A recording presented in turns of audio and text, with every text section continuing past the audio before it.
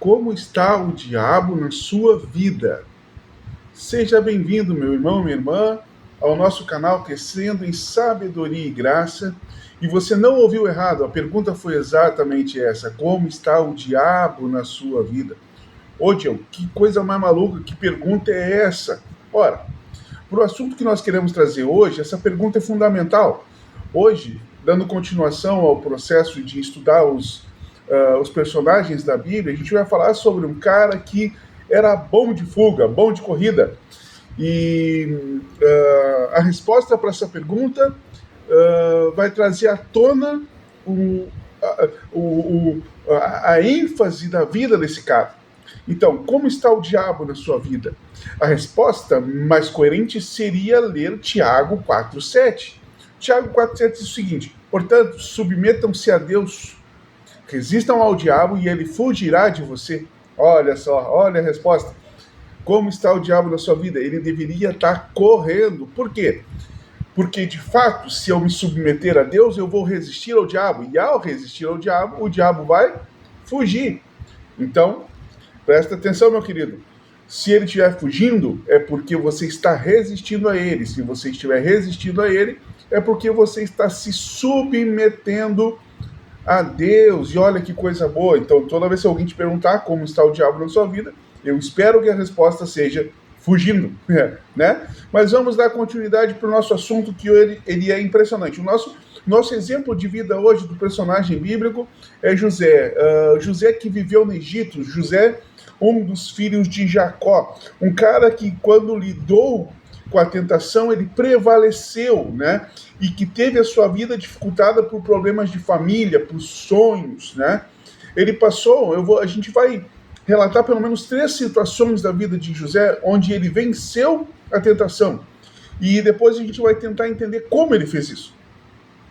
Primeira tentação, então, que eu quero expor para você é que José foi vendido por seus irmãos, né? E como é que a gente lida com isso? Como é que a gente lida quando os nossos nos rejeitam, né? Como é que a gente lida quando aqueles que estão na nossa volta parece que nos traem, né? Olha, José tinha todo o direito, meu irmão, de assumir certa amargura na vida dele. Seus irmãos o venderam, seus irmãos levaram ele para ser vendido como escravo e ainda mentiram para o próprio pai em relação a ele. Ou seja, José, além de estar sendo escravo em certo momento da vida, ele tinha morrido para o pai, né? Então, de certa forma, José tinha todo o direito de assumir uma amargura dentro de si, né? E o que isso significa? A amargura, de fato, é um sentimento que ele persiste, ele é profundo na nossa vida, né? E que se baseia muito por causa de injustiças sofridas, de rejeição sofrida, é claro, entre outras coisas, mas basicamente isso. E afeta a nossa vida por inteiro, na nossa área emocional, na nossa área espiritual, atingindo inclusive a nossa área física, né? Mas o problema maior da amargura é que ela é uma resistência ao perdão. Então, o que é a amargura? A amargura, de fato, na prática, é uma resistência ao perdão, né? Ou porque não consegue perdoar, ou porque não sabe o que é perdão, né? Ou porque, de fato, não quer perdoar, tá? Então, José vence isso. José vence essa tentação quando ele encontra os seus irmãos, quando ele não deixa criar essa raiz de amargura. E engraçado é que o apóstolo Paulo e o autor de Hebreus vão tratar disso também. Efésios 4:31 vai falar explicitamente: se livrem de toda amargura. Hebreus 12:15 vai dizer: não deixe brotar nenhuma raiz de amargura. Entende? Como essa questão da amargura ela pode complicar a nossa vida, os nossos relacionamentos. Então, como é que a gente lida com isso, né? Como é que a gente faz essa ideia na prática? Não resista ao perdão, não deixe que a amargura seja uma resistência ao perdão. José tinha todo o direito de ser amargurado, mas ele não foi. Vamos para a próxima?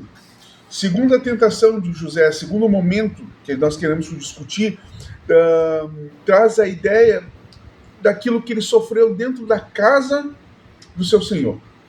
E para falar disso, a gente precisa entender um pouquinho por que a Bíblia, ou a história dele, diz como ele é, qual a aparência. Então, Gênesis 39, 6 vai dizer o seguinte: assim deixou ele aos cuidados de José tudo o que tinha, e não se preocupava com coisa alguma, exceto com a própria comida. Daí o texto diz assim: José era atraente e de boa aparência. José era um cara bonito, de boa aparência, né, e tudo mais.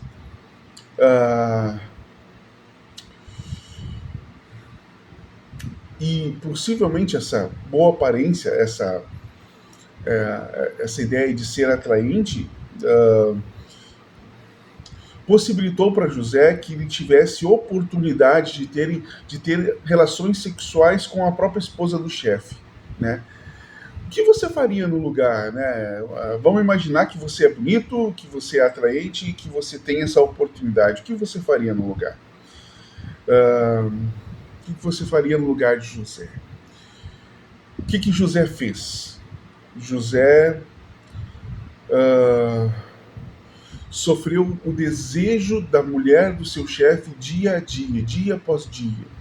E simplesmente José dizia não, não, não.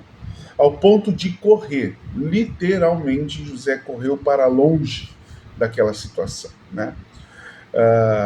E mesmo fazendo o que é certo, o resultado não foi o esperado, o desejado, né? José acaba sendo preso por causa da mentira. E a pergunta que fica é: do que adianta então fazer o que é certo? Não é mesmo? Mas existe uma outra pergunta que persiste ainda mais. E se ele não tivesse ido para a prisão, será que ele tinha encontrado o copeiro? Será que ele teria a oportunidade diante do rei de proclamar o reino de Deus? Entenda que foi por causa dessas coisas que José, diante do rei, chegou ao topo daquilo que ele podia. Ele foi o segundo na ordem de governância daquele lugar naquela época. Ao contrário de muitos, José não sucumbiu à tentação sexual. Ele de fato fugiu, né? Ele correu. Terceira ideia que eu quero trazer hoje, para a gente ser sucinto, rápido, e a terceira tentação que José passou e venceu: José teve um encontro com o seu passado. A posição de José agora José estava cara a cara com os seus irmãos. José estava cara a cara com aqueles que o rejeitaram, que venderam ele como escravo. José tinha a oportunidade de retribuir mal pelo mal. José tinha a oportunidade de fazerem todos que desejaram e fizeram mal para ele pagarem por tudo. O que você faria no lugar dele? O que você faria quando você se você tivesse ou quando tiver a oportunidade de estar cara a cara numa posição superior com aquele que não concordou com você, com aquele que injustamente talvez fez você sofrer, entende? Como você lida com o poder, como você quem você é quando você assume uma liderança, uma chefia. Prestou atenção? É isso que José está passando agora, diante daqueles que o feriram. Ele tem todo o poder e a legalidade de fazê-los pagar. Mas é isso que ele faz? Ele não fez isso, ele não fez aquilo. Por que José não deixou criar dentro de si a amargura? Por que José foge diante de alguma coisa que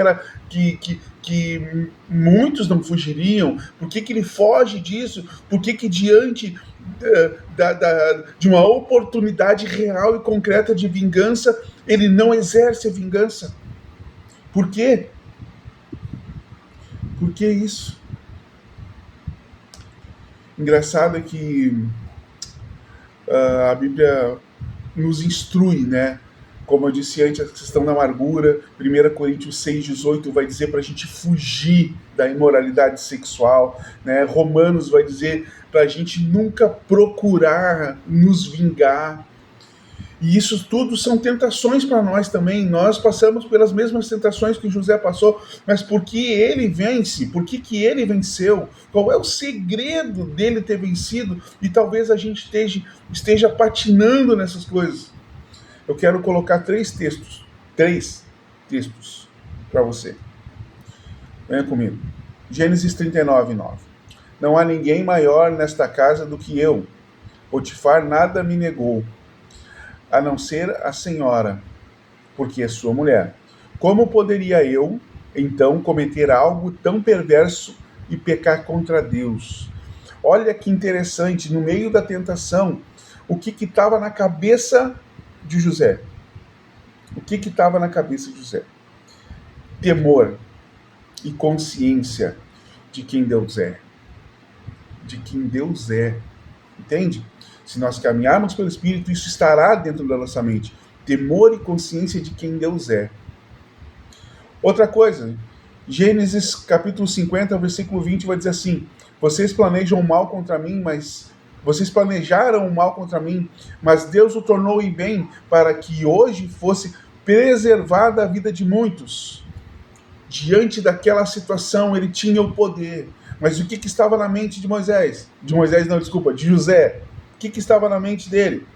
Eu confio nos propósitos de Deus. Deus é capaz de transformar o mal que fizeram em nós em bem. Olha que interessante. Na cabeça de José, Deus pegou aquilo que vocês fizeram de mal contra mim e ele mesmo fez o bem. Que loucura, né? Será que a gente está disposto a confiar dessa maneira? E por último, e não menos importante, Gênesis 41:16, respondeu José ao faraó: não depende de mim, Deus dará uma resposta favorável ao faraó. Olha, diante daquela situação, ele estava preso e tudo mais, ele queria sair daquele lugar e José não assumiu, não exigiu nenhuma vez a glória para ele. Muito pelo contrário, Deus dará a resposta, não eu. Diante de situações, nós somos tentados a exigir a glória de Deus para nós. José não fez isso. José disse que a glória é de Deus, a glória é dele. Então, José tinha temor e consciência de quem Deus era. José confiava no propósito de Deus e a glória era sempre de Deus. Que essa lição fique para mim e para você nessa tarde. Que Deus possa iluminar a nossa mente e colocar a palavra dele dentro do nosso coração para que a gente não peque contra ele, entende? É essa a ideia, é isso que passou. Então, que a gente consiga de fato honrar o nome de Deus com a nossa mente e com as nossas escolhas, com as nossas atitudes. Eu sei que não é fácil, eu sei que não é de barbada, mas Deus capacita a gente para isso. Deus te abençoe, compartilha, comenta o vídeo e bola para frente. Deus abençoe você e fica na paz. Até a próxima.